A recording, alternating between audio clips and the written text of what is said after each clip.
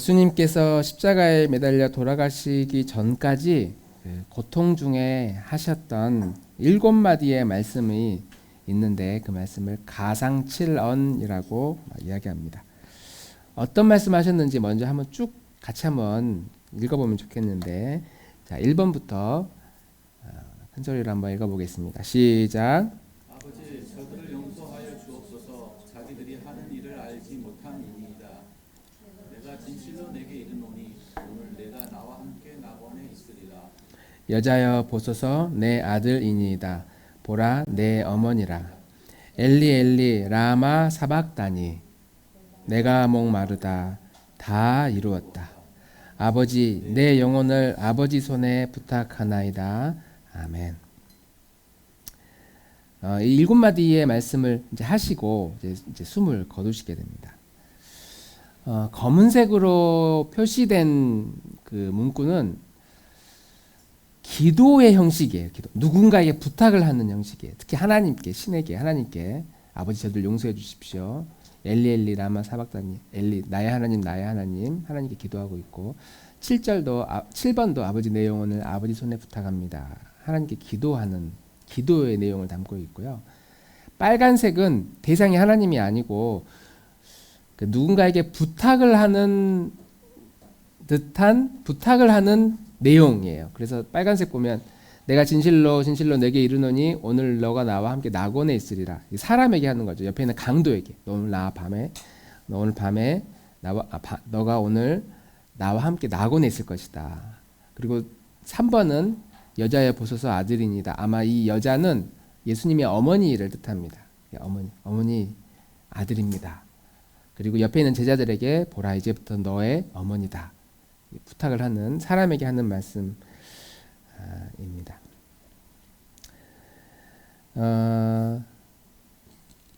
이제 복음서 4곳의 복음서에 이렇게 흩어져 있는 말을 이렇게 시간의 흐름에 따라 순서대로 그 기록을 해보니 저렇게 7마디의 내용이 나오고 누가복음에 3곳이 나오죠. 1번과 2번과 7번. 그리고 또 어디가 많이 나옵니까? 요한복음이 또 3번, 5번과 6번이죠. 마태복음 하나 있고 마가복음도 나오긴 나오지만 중복되니까 일단 빼고. 그래서 누가복음과 요한복음이 대체적으로 예수님이 십자가 위에서 하신 말씀이 많이 나오는데 뭐 추측하기는 누가복음의 이 누가는 직업이 의사예요. 의사. 사람이 살고 죽고 병들고 하는 거에 관심이 많은 사람.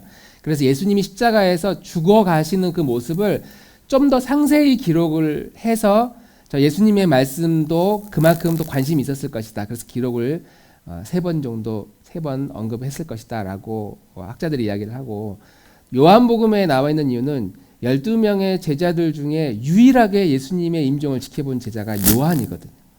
요한복음, 요한계시록, 요한 1, 2, 3서를 기록한 제자가 요한입니다. 그러니까 다른 제자들은 직접 듣지를 못했고 누군가에게 전해 들었던 내용이고, 이 유일하게 이 현장을 목격했던 제자가 요한이었기 때문에 예수님이 하신 그 말씀 하나하나를 놓치지 않고 다 기록을 했을 것이다 라고 이야기를 합니다. 그리고 이제 녹색으로 나와 있는 내가 목마르다 다 이루었다 이 말은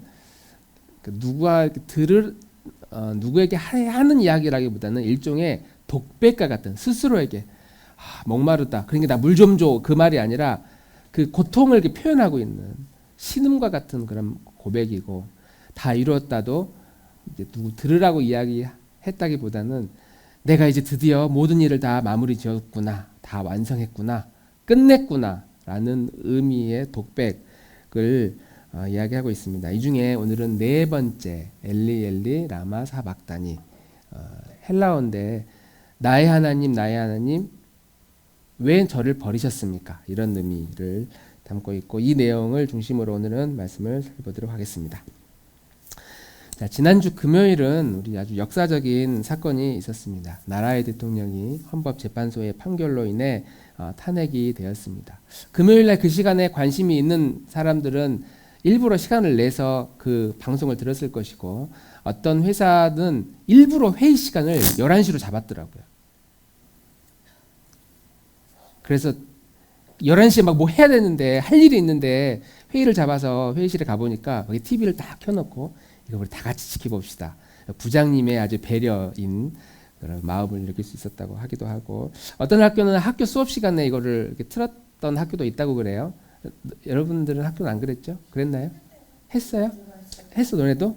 오, 거의 다 했어요.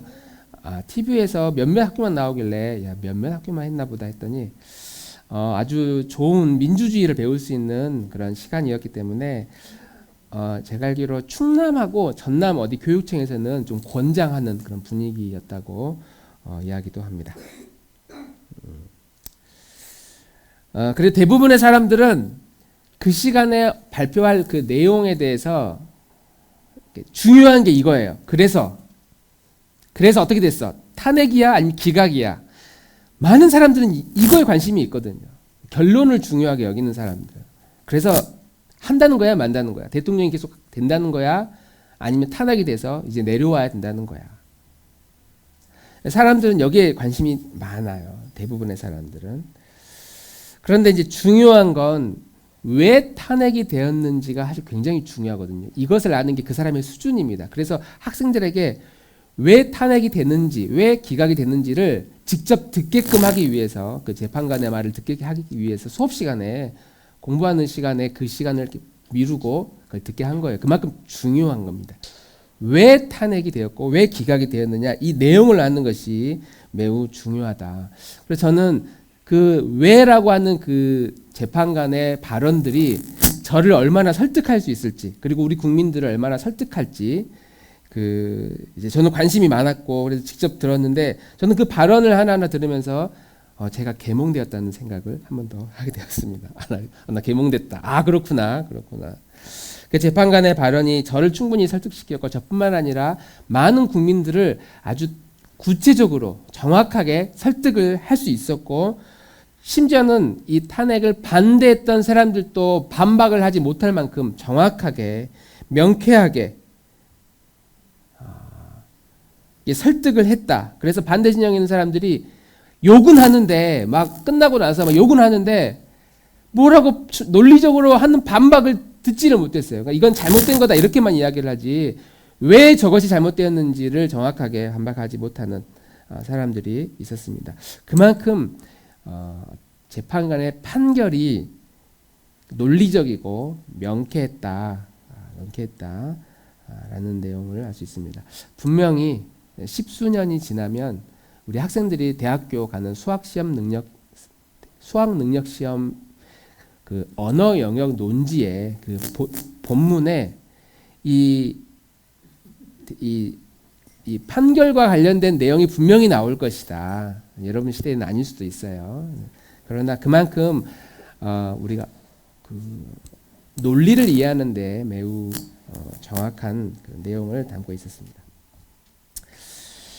자, 전능하신 하나님이, 신이 우리 인간을 구원하고자 하는 이 과정은 아주 신비로우면서도, 아주 단순하면서도 또 아주 복잡한 그 메커니즘을 담고 있어요. 그 과정을 담고 있어요. 신이 우리 인간을 영원한 생명을 주기 위한 이 과정이 아주 단순하지만 아주 신비롭고 아주 복잡한 그 과정이 있다. 과정. 그래서 이거를 사람들이 어떻게 자꾸 이해하려고 하느냐. 그래서 결론만 얻고 싶다는 거예요. 결론만. 그래서 너 구원 받았어? 못 받았어? 자, 신이 우리 인간을 감사합니다. 신이 우리 인간을 구원하려고 하는 그 일종의 과정이 있어요. 과정. 뭐 우리 기독교라고 말하죠. 뭐 우리 종교, 우리 신앙. 하나님이 우리를 구원하려고 하는 이 중요한 과정이 있는데, 그러면 반대의 세력도 있을 거 아니에요? 신이 우리를 구원하지 못하도록 하는 세력도 존재합니다. 우리는 그 대상을 마귀라고 불러요. 마귀, 사탄이라고 부릅니다. 마귀, 사탄이 이걸 방해해요. 하나님이 우리를 구원하지 못하도록. 그래서 그럼 어떻게 이 마귀가 우리를 구원받지 못하도록 어떻게 방해하느냐? 어떻게 이것을 저항하느냐? 가장 효과적인 방법이 뭐냐면 하나님이 우리 인간을 구원하려고 하는 이 과정을 생략시켜 버려요. 어떻게 우리를 구원하는지 그 과정을 지워버려. 그리고 결론만 생각하게 해. 결론만. 그래서 너 구원을 받아 못 받아.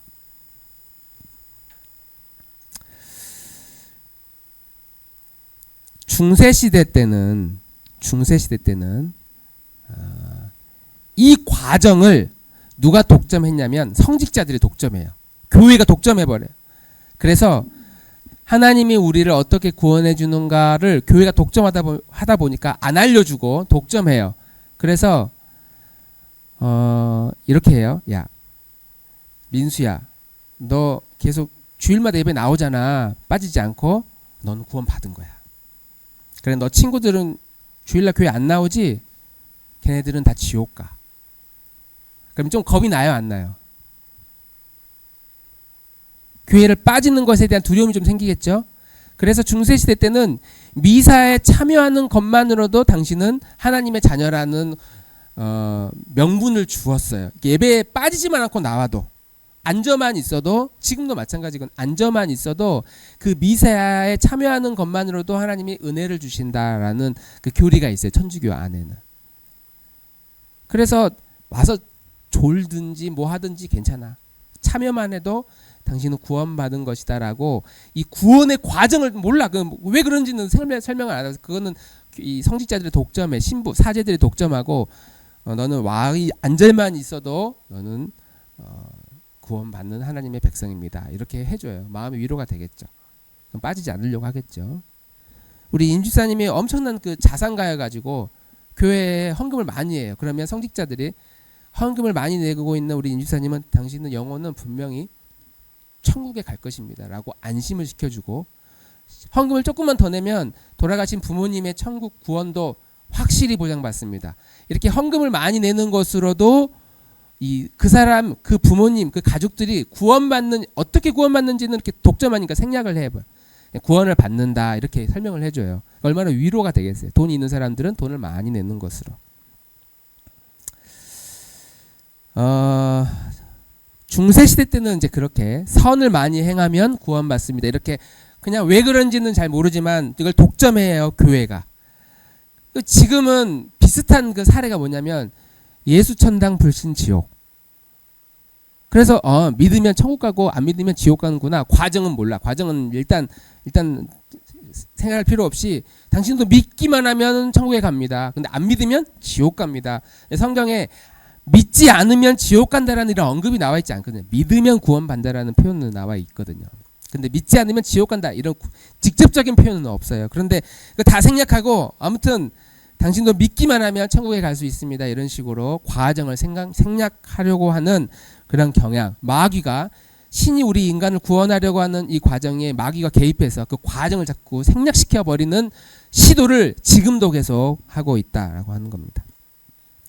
그래서 다라스 윌라스라고 하는 목사님 혹은 그 유진 피터스 목사님은 들어보셨을 것 같은데, 이런 목사님은 이제 항상 이런 표현들을 해요. 구원은 천국으로 가는 티켓이 아니다. 천국 가는 티켓이 아니다. 그러니까 한 번 내가 딱 결단해가지고 천국 가는 것이 아니다. 구원은 하나의 일종의 여행이다. 여행이다. 어디를 가고자 하는 여정이다. 그리고 하나님 나라가 이렇게 있다고, 하나님이 통치하는 그 나라가 있는데 그 통치에 내가 참여하는 것이다. 하나님 나라에 참여하는 삶이어야 한다. 삶이어야 한다. 우리 뒤에도 뒤에도 저 흰색 표지 책이 있는데 C.S. 루이스의 스크루테이프의 편지라는 책이 있어요. 저 책은 이제 마귀가 우리 인간을 꼬실 때, 유혹할 때 어떻게 꼬시고 있는지를 마귀의 입장에서 설명해 놓은 책이에요. 거기도 이렇게 나옵니다. 악마가 인간을 유혹할 때 결정적인 순간만 기억하도록 하고 나머지는 싹 그냥 잊어버려도 괜찮다고 설득을 해라. 너 구원 받아 못 받아. 그래서 너 천국 가 못 가. 이런 중요한 것만 기억하게 하고 막 구원의 확신만 있게 만들고 왜 그렇게 되었는지는 그냥 잊어버리게 만들어. 그리고 어떻게 살아야 되는지 그런 건 그냥 괜찮아. 너 구원 받았으니까. 언젠가 하나님이 고쳐주실 거야 라고 스스로 위로를 받게 해서 일상의 삶은 필요 없는 거라고 그렇게 유혹하면 인간은 쉽게 우리 편이 될 수 있다. 마귀의 편이 될 수 있다. 이렇게 유혹한다는 것이죠. 그래서 내가 구원을 받았느냐 안 받았느냐 우리가 이제 믿음이 흔들릴 때 그런 고민을 하게 되는데 이제 그런 고민보다 성경에서 이야기하고자 하는 이 구원의 서사, 구원의 그 이야기들, 나는 그 성경에서 말하는 창세 전부터 하나님이 우리를 택하셨고 마지막 날 그 구원이 완성되는 그 모든 과정에 나는 어디쯤 지금 와 있는가. 이것이 매우 중요하고 우리의 일상의 고민은 바로 이 지점이어야 된다. 나의 신앙의 여정은 지금 어디쯤 이고 있는지를 고민하는 것이 참된 신앙의 길이다라고 말할 수 있습니다. 자, 그런 의미에서 오늘 예수님께서 십자가에 달리셔서 하신 이 네 번째 말씀은 우리에게 시사하는 바가 매우 크다고 말할 수 있어요. 우리 같이 한번 더 읽어보겠습니다. 45절부터 49절까지 같이 한번 읽어보겠습니다. 시작. 제6시로부터 온 땅에 어둠이 임하여 제9시까지 계속되더니 제9시쯤에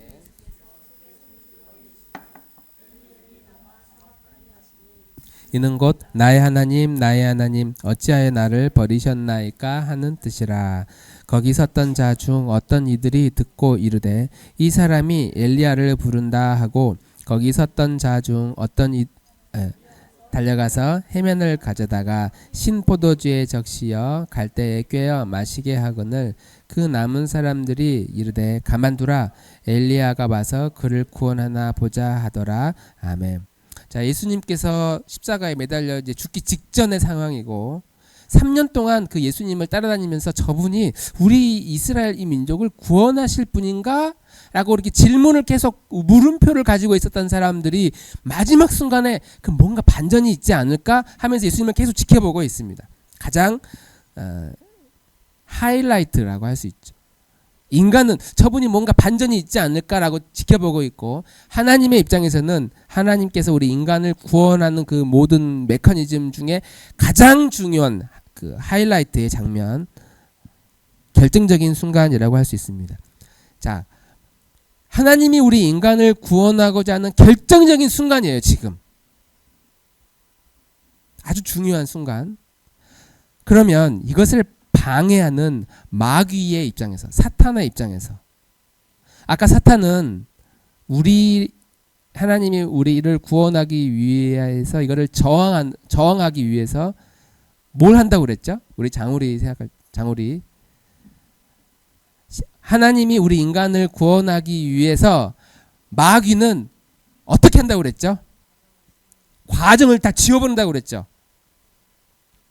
맞아요. 왜 저분이 십자가에 달리지? 왜? 라는 질문을 못하게 만들어. 그냥 저분이 뭔가를 좀 하려나? 하고 그냥 지켜보고 있는 거예요. 그러면서 마귀가 지금 결론만 말하려고 하니까 야, 결과를 봐라. 지금 저 예수가 지금 어떻게 되고 있냐? 야, 죽어가고 있다. 이제 곧 죽는다. 저 예수는 너희들 이스라엘을 구원할 수 없다. 결론을 지금 그렇게 내리려고 하는 거예요, 마귀. 그래서 예수를 죽이려고 한 거였고 예수님이 십자가에 달려서 많은 사람들에게 지금 그렇게 말하고 있는 거예요. 마귀가 직접 말하는 것은 아니지만 그런 메시지를 주고 있는 거예요. 거봐라, 너희들의 지도자가 지금 저렇게 죽어가고 있다. 이제 끝났다. 예수는 실패했다. 그래서 그런 마음을 가지고 예수를 지켜보고 있던 사람들이 이제 47절에 거기 섰던 자 중에 어떤 사람은 이제 이렇게 이야기를 하죠. 이 사람이 엘리야를 부른다. 엘리야를 엘리 라마 사박다니, 그 말은 나의 하나님 어떻게 저를 버릴 수 있습니까? 이런 의미인데 엘리 하는 걸 보고 사람들이 엘리야를 부르나? 엘리야를 부르나? 엘리야는 이스라엘의 가장 존경받는 선지자 중에 한 명이거든요. 저 사람이 선지자 엘리야를 부르는가 보다. 엉뚱한 생각을 하고 있는 거죠. 예수님이 하는 그 말의 의미를 못 깨닫고 저 사람이 엘리야를 찾나? 이 상황에 왜 엘리야를 찾지? 49절도 똑같이 나와요. 그 남은 사람이 이르되 가만두라. 엘리야가 와서 그를 구원하나 보자. 엘리야가 와서 그를 구원하나 보자 하더라. 그리고 엘리야가 오기 전에 이제 죽으면 안 되니까, 어떤 기적이 일어나기 전에 죽으면 안 되니까 이제 천에 마실 걸 묻혀가지고 입에 이렇게 대주는 겁니다. 그러니까 다른 사람이 하지마. 가만히 둬. 엘리야가 어떻게 하는지 그냥 지켜만 보자. 저 사람이 어떻게 이 상황을 반전시킬 것인지를 그냥 우리 구경만 하자. 그러니까 예수님이 죽어가고 있는 그 십자가 아래의 사람들은 지금 이 상황이 이 상황 가운데 무슨 일이 일어나고 있는지를 몰라요. 아무런 상황 파악을 못하고 있는 겁니다. 근데 그 사람들이 그냥 이렇게 구경꾼이었냐? 예수님 밑에 모여 있는 사람들은 예수님의 그 당시 이스라엘의 법을 전공하는 법 전공자들이었거든요. 율법, 대제사장들, 율법사들, 서기관들. 그러니까 우리로 하면은 법대 나오고 사시고시 패스한 사람들이 재판장의 법의 판결을 보고도 이해를 못하겠다라고 말하는 것과 똑같아요. 우리 일반인들도 설득이 되는데 저런 잘못을 저질렀구나 라고 동의가 되는데, 그거를 반대하는 사람들은 법을 전공한 사람들인데도 이해할 수 없는 판결이었다 이렇게 말한다는 거예요. 나도 이해가 되는데. 그러니까 예수님의 이 죽으시는 이 과정 가운데 왜 예수님이 저렇게 십자가에서 죽으시지? 왜 엘리 엘리 라마 사박단이 저렇게 외치지? 라고 하는 사실을 그 율법을 전공하는 사람들조차도 그게 무슨 말인지 몰랐다. 자, 하나님이 우리 인간을 어떻게 구원하시는가, 신이 우리를 어떻게 구원하시는가에 대해서 율법을 조금이라도 고민한 사람, 전공한 사람이라면, 그리고 이 질문에 대해서 조금이라도 평소에 사색을 많이 하는 사람이라면 예수님이 오늘 하신 이 고백을, 이 말씀을 들으면서 딱 떠오르는 생각이 있어요. 이미지가 있어요. 저거서 많이 들어본 이야기인데, 예수님이 지금 나의 하나님 어찌하여 나를 버리셨나이까 라고 하는 이 고백은 예수님이 진짜 하나님 나를 버렸구나라고 해서 하는 고백이 아니고 시편 22편에 다윗이 도망 다닐 때에 했던 그 고백이거든요. 똑같은 고백이거든요. 같이 한번 읽어보겠습니다. 시편 22편 1절 같이 읽겠습니다. 시작.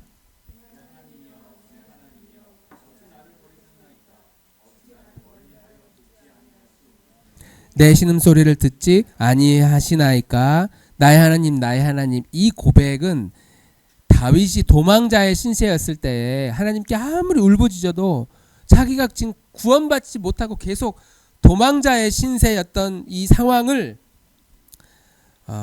상황에 대해서 지금 고백하는 내용이고, 6절, 8절, 6절부터 21절까지 쭉 보면은 이제 그런 내용이 쭉 나옵니다. 나는 벌레여 사람이 아니라 사람의 비방거리여 백성의 조롱거리이다.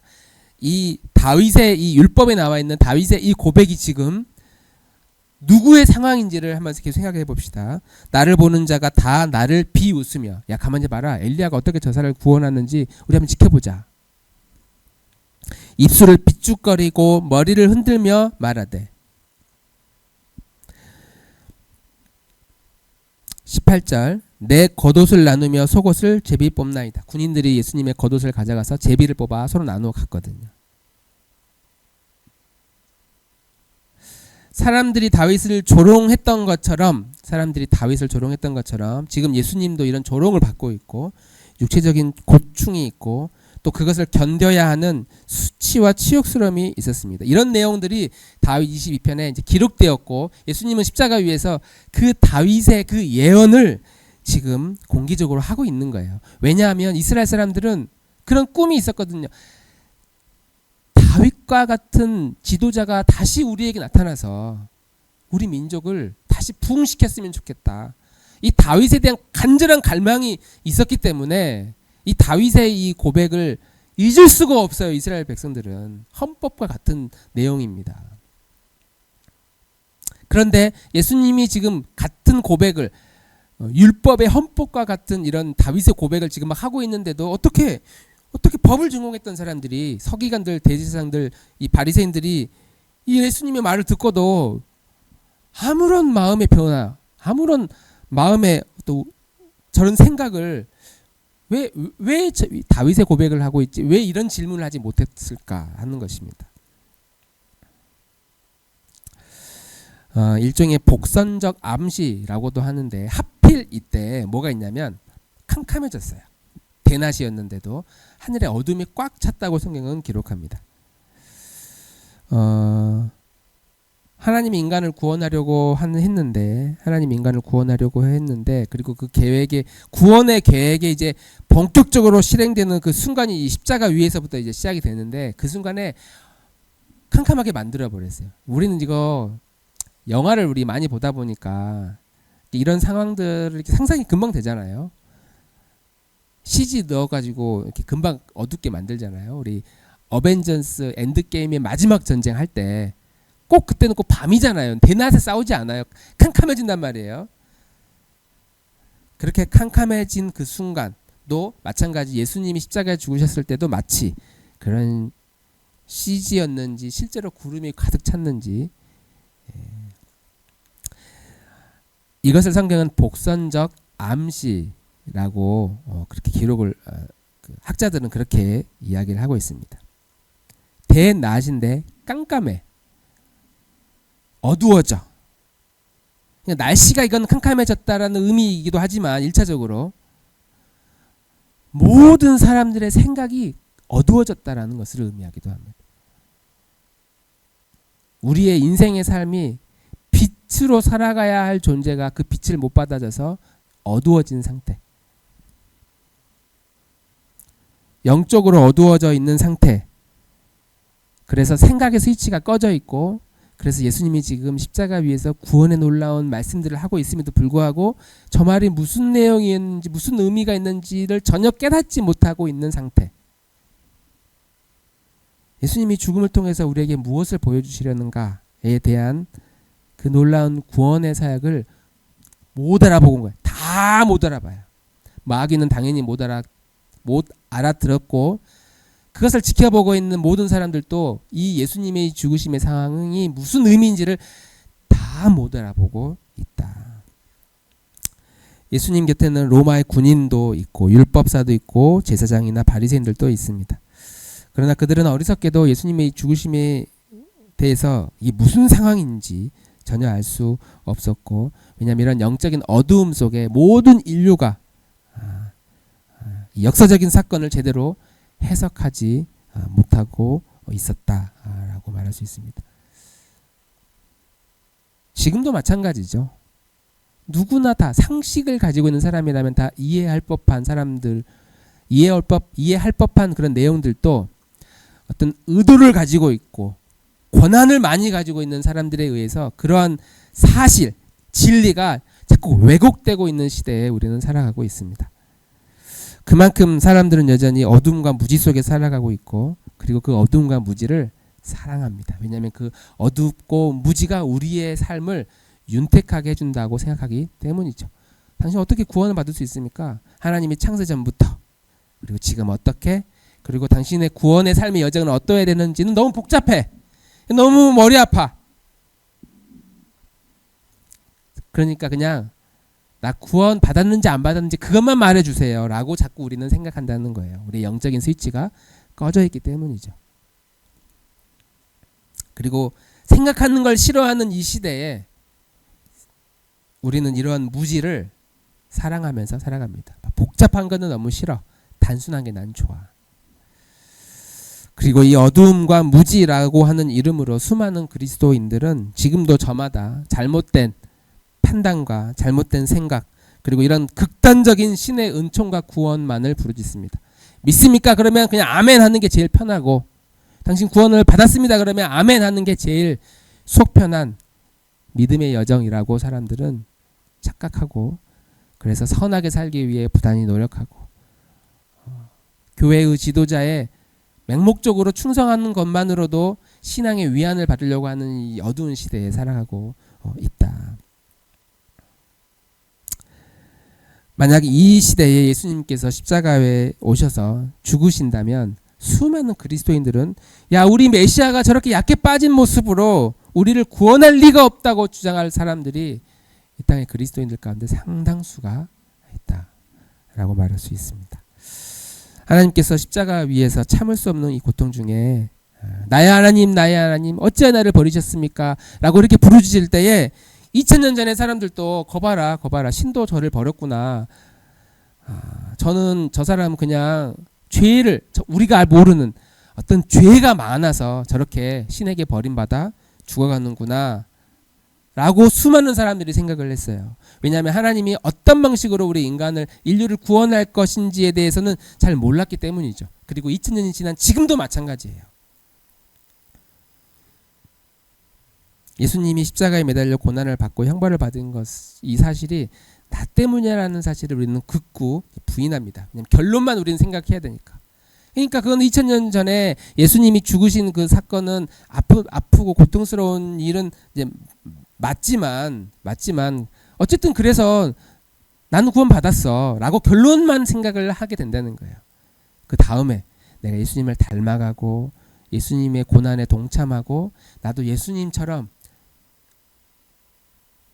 외롭고 약한 사회적으로 어둠 속에 있는 사람들에게 빛을 비춰주고 그들을 돕고 그들을 사랑하는 일에 또 동참해라 라고 하는데 그거는 너무 그냥 힘들어. 그냥 그건 힘들고 어쨌든 나는 구원 받았으니까 그냥 거기에 만족할래요 라고 수많은 사람들이 그렇게 살아간다는 것이죠. 내가 구원 받아 천국 갔으니 야 너도 구원 받아 천국 가. 이 정도의 수준으로 우리 한국뿐만 아니라 이 땅의 그리스도인들의 신앙의 수준이 바닥으로 떨어져 버렸다. 하나님께서 우리를 죄에서 구원하시고자 하는 이 참된 방법은 십자가 위에서 철저하게 하나님으로부터 버림을 받는 것이었습니다. 마치 다윗이 그렇게 버림을 받아 도망자의 신세로 살다가 다시 하나님이 그를 건져내어서 이스라엘의 왕으로 세우셨던 것처럼 십자가 위에서 하나님으로부터 철저하게 버림을 받는 것, 자신의 아들이 버림을 받는 것, 그리고 버림받은 그 대가로 하찮은 우리 같은 인간의 존재들이 인간이 우리가 가진 이 죄값이 다 지불이 되었고 그리고 우리가 그렇게 구원을 받은 것으로 내가 다시 하나님께 나아갈 수 있는 그 길이 열렸다라고 하는 이 진리가 지금 그 십자가 위에서 그리고 예수님께서 하시는 이 한 말씀 한 말씀 그 말씀에 의지해서 이루어지고 있음을 우리는 굳게 기억하고 이 사실을 마음속에 깊이 새겨야 된다라고 하는 사실입니다. 내가 구원을 받았나 못 받았나 이건 아주 값싼 은혜, 이런 값싼 은혜에 우리가 만족하지 않고 우리가 십자가를 묵상할 때마다 예수님이 십자가를 저렇게 지셔서 고난 속에 나를 구원했으니 나도 예수님처럼 예수님이 지신 그 십자가를 나도 짊어지고 나도 예수님처럼 예수님을 닮아가는 그 삶, 그리고 예수님이라면은 내렸을 그 결정들, 예수님의 판단, 예수님의 그 마음, 그것이 우리 그리스도인들의 일평생 인생의 목표여야 된다라고 하는 것이죠. 다른 건 다 못해도 예수님을 믿는 사람에게 일평생 그 비전, 하나님이 주시는 그 비전은 예수님을 닮아가는 삶이어야 하는구나. 우리가 이 사실을 우리 마음속에 기억하고 우리 나들목 공동체가 그렇게 예수님이 이 땅에서 사셨더라면 이렇게 살았을 거야 라고 우리도 그렇게 살아가고 예수님을 닮아가는 그런 교우들이 되기를 주님 이름으로 축복합니다. 우리 함께 찬양하고 같이 기도하면 좋겠습니다.